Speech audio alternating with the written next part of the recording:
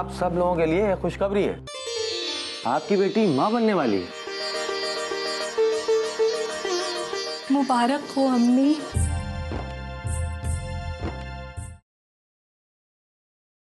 कलकत्ते का रसगुल्ला, बंगाली मिठाई लाए हो या भूल गए? और वो ढाका का मलमल, वो भी याद रहा या नहीं? वो क्या है ना चाची अम्मा, किस बार बड़ी उजलत में आया हूँ, कुछ ला नहीं सका। चले खैर छोड़िए, आप ये बताइए कि आप कैसी हैं? रात भर चैन से सो नहीं सकी बेटा। क्या हुआ चाची अम्मा, कोई परेशानी आन पड़ी क्या? अरे बेटा, ये परेशानी क्या किसी परेशानी से कम है? अरे कल से रमजान शरीफ शुरू हो रहा है और घर में कोई इंतजाम नहीं है। अरे तो इसमें परेशान होने की क्या बात है? बेटा अल्लाह ताला का हुक्म है, मुझे तो पूरे 30 रोजे रखने हैं और उस पर से वो कमबख्त घसीटी को चीख चीख कर पुकारना पड़ता है। अरे बेटा, जब तक चिल्लाती नहीं हूँ तब तक मुझे खाने को कुछ नहीं मिलता। अरे रमजान तो कल से शुरू है, लेकिन ये घसीटी आज से ही रोजा रखवाने पर तुली है, पूरे दिन से भूखा रखा है। ये तो बहुत बुरी बात है, आप फिक्र न करें, मैं घसीटी को समझा दूंगा। ये बताओ बेटा कि अब्बास और आबिद कहीं तुम्हारे पास कलकत्ता तो नहीं पहुंचे? नहीं चाची, वो हमारे पास नहीं आए। तो फिर ये बताओ कि आखिर वो गए कहाँ? अब देखिए, मैं तो सीधे यहीं चला आ रहा हूँ, मुझे तो कोई इल्म नहीं है कि वो लोग कहाँ गए होंगे। मैंने मेज पर आपका नाश्ता लगा दिया था, मुझे क्या मालूम था आप अपने कमरे में नाश्ता करेंगी। देख रहे हो अहमद, इसका तेवर देख रहे हो? अब मैं इससे पूछ के नाश्ता करूंगी, कहूंगी घसीटी अब मैं नाश्ता करूं? चलिए अहमद मियाँ, सब लोग नाश्ते की मेज पर आपका इंतजार कर रहे हैं। अच्छा चलता हूँ चाची अम्मा, इंशाल्लाह इत्मीनान से आपसे बात होगी। इंशाल्लाह। खुदा हाफिज। खुदा हाफिज बेटा, खुदा हाफिज।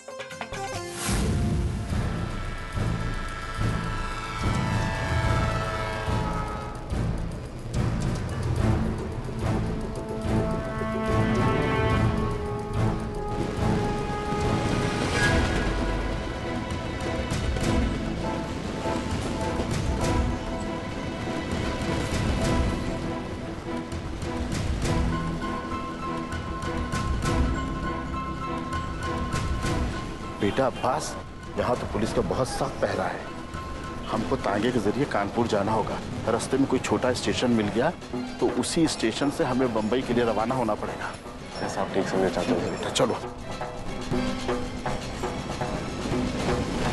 तांगा भैया, जरा जल्दी चलो, कानपुर चलना है।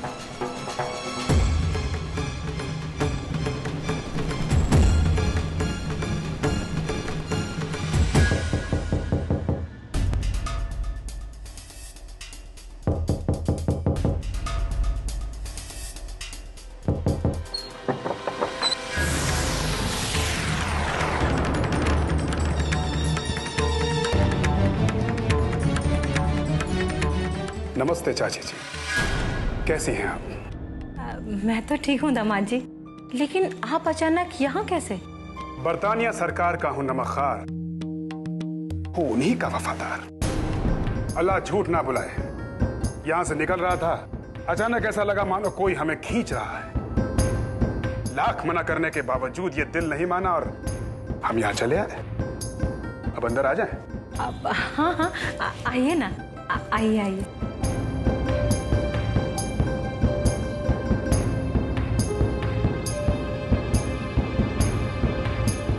प्रकाश बेटा, एक गिलास पानी ले आओ। और बताइए चाची जी, यहाँ सब खैरियत तो है? नहीं, वो क्या है कि दिल में अजीब अजीब से ख्याल आ रहे थे। बताइए, आपके बरतानिया सरकार के हालचाल कैसे हैं? हमारी बरतानिया सरकार का सूरज अभी गुरूब नहीं हुआ है। जीजा जी, अभी तो रात हो रही है, ये वक्त सूरज का नहीं मेरे जैसे चांद का है। लीजिए पानी पीजिए। और कैसे हो तुम? वैसा ही हूँ जैसे था। चाची जी ये बताइए, मिश्रा जी कहाँ हैं? अब क्या बताएं दामाद जी, किसी जरूरी काम से गांव गए हुए थे। आज 2 दिन हो गए, लगता है गांव वालों की समस्या सुलझाने में लगे हैं। चाची जी, हमें इजाजत दीजिए, मैं चलता हूँ। अरे नहीं, रुको दामाद जी। नसीमा बेटी ने अचार के लिए कहा था। अब आप आ ही गए हैं तो अचार भी लेते जाइए। प्रकाश बेटा, अंदर से अचार का मर्तबान लेकर आओ। अब चाची, ये अचार वचार लेकर हम कहाँ जाएंगे? दामाद जी, अचार ही नहीं, ये अमरूद भी लेते जाइए। वो क्या है ना, दामाद को खाली हाथ तो नहीं भेजते। अब ये सब हम लेकर नहीं जा पाएंगे। अरे ये सब आपके लिए नहीं, आपके सास ससुर और नसीमा बेटी के लिए है। लेते जाइए।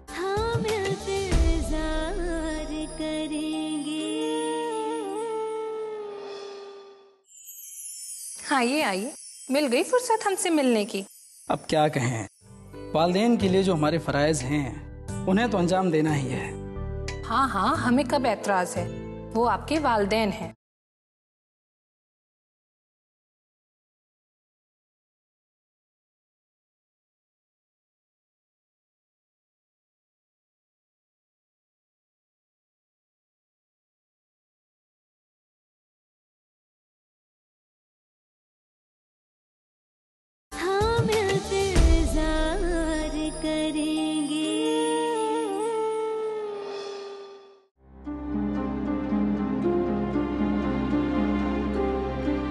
चाची जी, ये अब्बास और आबिद के बारे में कुछ जानती हैं? दामाद जी, हम उनके बारे में भी जानते हैं। उन्हें अचार और अमरूद नहीं पसंद है, वो तो तरबूज पसंद करते हैं। उनके लिए भी लेते जाइए। लीजिए जीजाजी। अरे प्रकाश बेटा, अंदर गोदाम से 4-5 अच्छे अच्छे तरबूज लाकर अपने जीजाजी को दे दो। जी अभी लाया, अभी लाया। चाची जी, तरबूज वगैरह फिर कभी ले जाऊंगा। अरे नहीं दामाद जी, तरबूज लेते जाइए उनके लिए। फिर कभी। अल्लाह हाफिज। अरे दामाद जी, लेते जाइए तरबूज।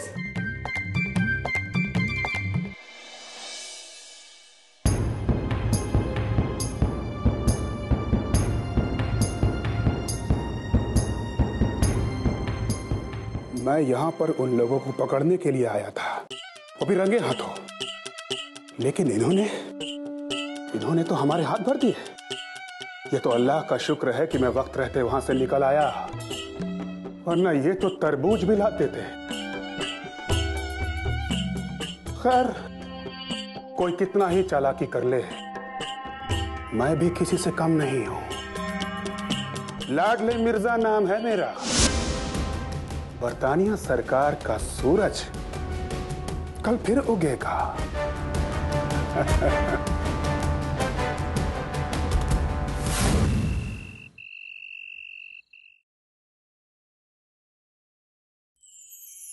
हाँ, ये आइए, मिल गई फुर्सत हमसे मिलने की। अब क्या कहें, वालिदैन के लिए जो हमारे फराइज हैं उन्हें तो अंजाम देना ही है। हाँ हाँ, हमें कब एतराज है, वो आपके वालिदैन हैं। अब पहला हक तो उनका ही बनता है ना। बेगम साहिबा, आप कहना क्या चाहती हैं? मैं कहना ये चाहती हूँ कि आप कलकत्ता से आए और अपने बाल बच्चों से मिले बगैर अपने दोस्तों से मिलने चले गए। सुल्ताना, एक बहुत जरूरी काम था भाई, जिसे मैंने अपना फर्ज समझकर अदा किया। कलकत्ते में हमारे एक दोस्त हैं अरशद, उनके वालिद साहब की तबीयत बहुत खराब है। अरशद ने कुछ दवाएं दी थी, कहा था कि ये पहुंचा देना, तो मैं अपना फर्ज अदा करने चला गया था। मैंने सोचा कि कहीं ऐसा ना हो कि दवाएं पहुंचने से पहले मरीज कहीं और पहुंच जाए। ये अच्छा काम किया आपने, दूसरों के काम आना ही तो असल जिंदगी है। सुल्ताना, ये सब कैसे हो गया, मेरी तो कुछ समझ में नहीं आता। अम्मी अब्बू के उदास चेहरे देखे तो दिल को बहुत तकलीफ हुई। तकलीफ तो है, और घर के कुछ लोग घर के हालात और खराब कर रहे हैं। घर के लोग? हाँ, घर के लोग। अब मुझे ही ले लीजिए, चची अम्मा बार बार मुझे ताने देती रहती हैं। कहती हैं कि सुल्ताना स्याह करे या सफेद, उसे कोई टोकने वाला नहीं। और अम्मी हैं कि उनसे किसी की बुराई करो तो वो भी मान लेती हैं, और किसी की अच्छाई बयान करो तो वो भी मान लेती हैं। अगर आप चची अम्मा को समझाएं तो शायद घर का माहौल साजगार हो जाए। अरे नहीं भाई, मुझ में इतनी हिम्मत नहीं है कि मैं चची अम्मा से इस मसले पर गुफ्तगू कर सकूं। देखिए अहमद, मैं चची अम्मा की बुराई नहीं कर रही हूँ, वो तो बहुत अच्छी हैं, मगर उनका मिजाज कुछ इस तरह हो गया है कि अब आप तो जानते हैं ना कि चची अम्मा और मुमताज चची की शुरू से अनबन रही है और इसी वजह से अब्बू ने कुनबे को जोड़ने के लिए अब्बास और नरगिस की शादी करा दी कि खानदान ना बिखरे। मगर वही जली कटी बातें चची अम्मा अम्मी से करती हैं और अम्मी उस पर अमल करती हैं और कुछ ना कुछ बोलकर नरगिस के जख्मों को हरा करती रहती हैं। इंशाअल्लाह सब ठीक हो जाएगा।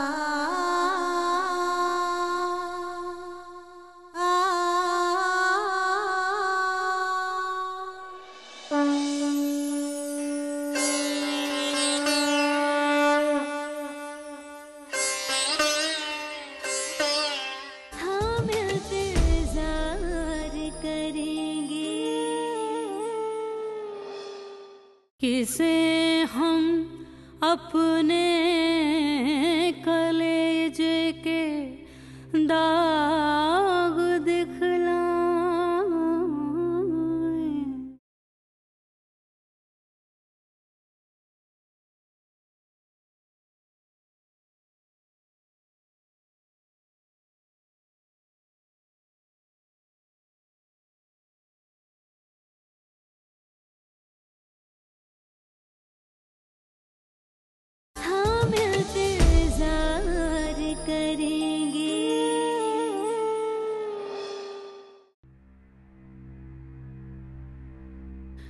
किसे हम अपने कलेजे के दाग दिखलाएं।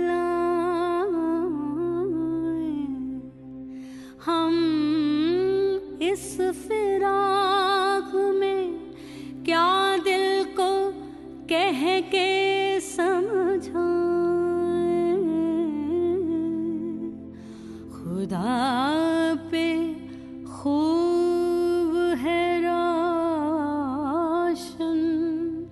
जो हाल अपना है, किधर को जाए के चारों तरफ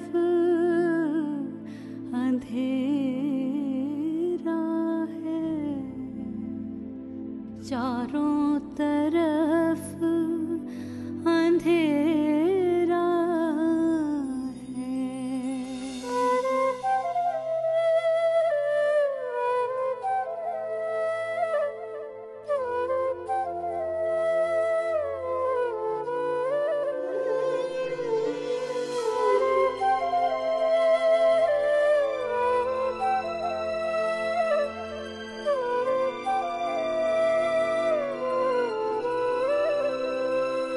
मैं तो रातों को कभी नहीं सोई,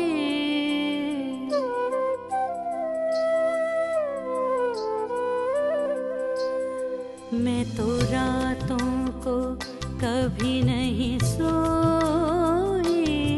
मेरी निंदिया को ले गया कोई, मैं तो रातों को कभी नहीं सोई।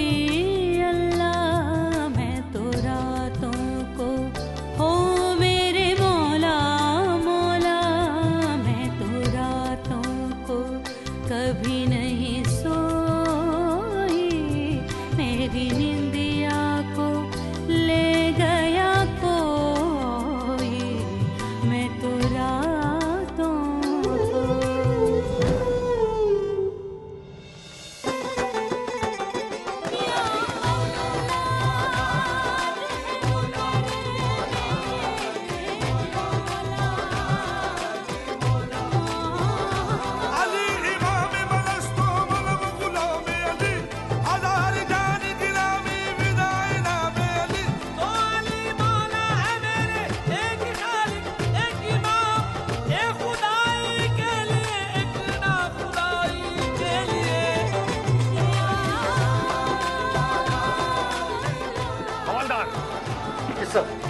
पाओ, जाने ना पाए।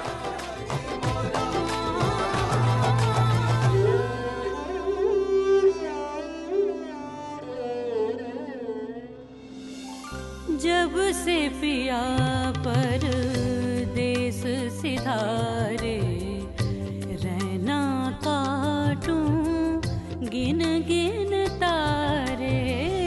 जब से पिया परदेस सिधारे, रहना काटूं गिन गिन तारे। किसको बताऊं कितना मैं रोई, किसको बताऊं कितना मैं रोई, कितना मैं रोई। मैं तो रातों को कभी नहीं सोई, मेरी निंदिया को ले गया कोई। मैं तो रातों को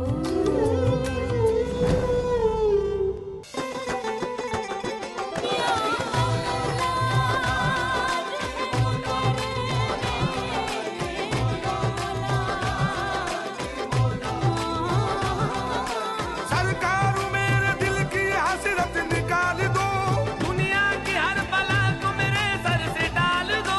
सदके में करबला के शहीदों के आली, खुशियां मेरे नसीब की झोली में डाल दो।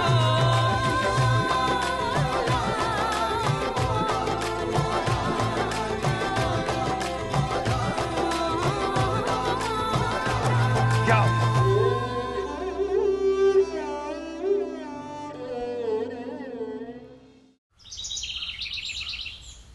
बेटा नाश्ता जल्दी करना वरना स्कूल के लिए देर हो जाएगी। हाँ भाई, आज मुझे भी जल्दी दफ्तर पहुंचना है, बहुत सारा काम पड़ा है। सुनिए जरा, हमें आपसे कुछ जरूरी बात करनी है। जब भी मैं जल्दी में होता हूँ तभी आपको मुझसे कोई जरूरी बात करनी होती है। बोलिए, क्या बात है? चाचा और चाची हैदराबाद से आए हुए हैं और अहमद मियाँ भी कलकत्ता से आए हैं, तो इंशाअल्लाह ये लोग हम लोगों के साथ ईद तक तो रुकेंगे ही। हम चाहते हैं रमजान के महीने में कोई अच्छी सी तारीख देखकर बच्चे की रोजा कुशाही कर दें। ये तो बहुत खुशी की बात है कि इस बार रमजान के मौके पर घर के सभी बुजुर्ग मौजूद हैं। मगर क्या ऐसे हालात में रोजे खुशाई का जश्न मनाना मुनासिब होगा? मेरे ख्याल से आप लोगों को अम्मी और अब्बू से पूछ लेना चाहिए। अगर उन्हें मंजूर है रोजे खुशाई का जश्न, तो जो दिन तारीख वो तय करें उस दिन बच्चों की रोजे खुशाई रख लीजिए। हाँ जीनत, ये तो ठीक है, हमें एक बार अम्मी अब्बू से भी राय ले लेनी चाहिए।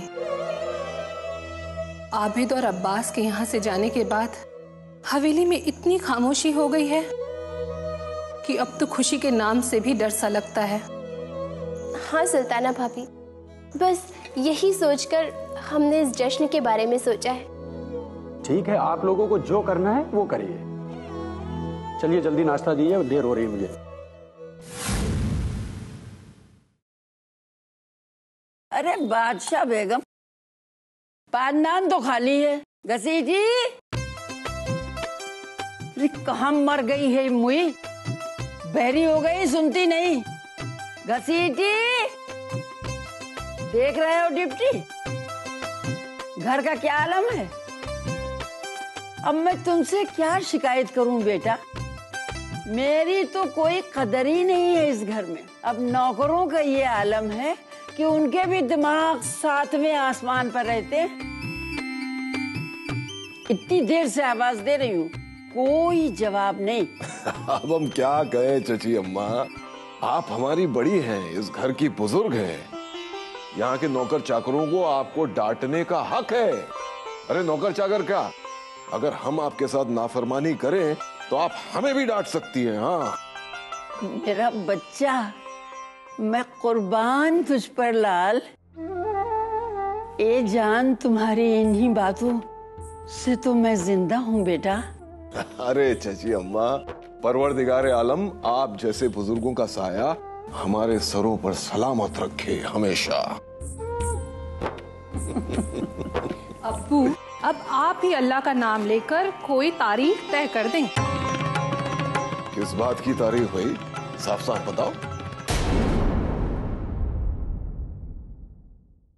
मेरे पाक परवरदिगार, ये कैसी तड़प है। न चैन आता है न मौत आती है। अब तो हमसे सब्र का दामन भी छूटता जा रहा है। परवरदिगार, अब बस जहां भी है उनकी हिफाजत करना। अपना दर्द किसी को बताती तक नहीं, अपना दर्द बताती है तो सिर्फ अल्लाह की जात को।